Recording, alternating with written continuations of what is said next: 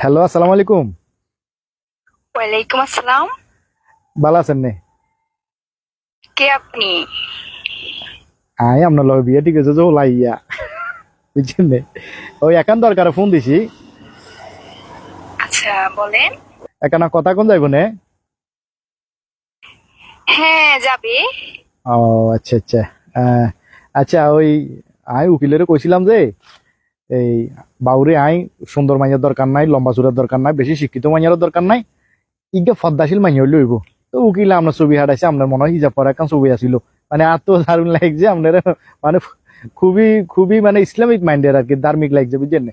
তো আমি একটু মন দিলাম, তখন এলাকা দিয়ে আপনাকে এলাকা দিয়ে গেছি একটা নামের সম্পর্কে খোঁজ খবর লেবেল লাই।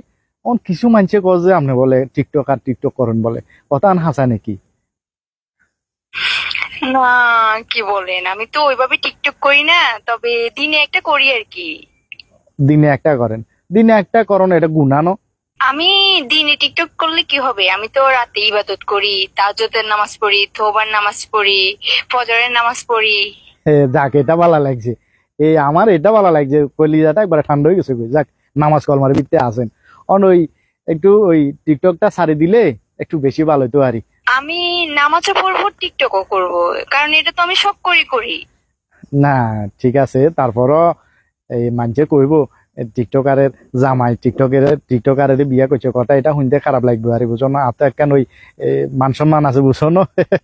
আমি প্রতি শুক্রবারে জমা হইতো। এখন আমরা যদি ওই টিকটকটা ছাড়ি দিতেন, একেবারে রাজি হয়ে যেতাম বিয়াত, বুঝছেন না? আর কোনো কিছু চাইতাম না, ডাইনি ভাই। অন কি কন? দেখেন, আমি টিকটক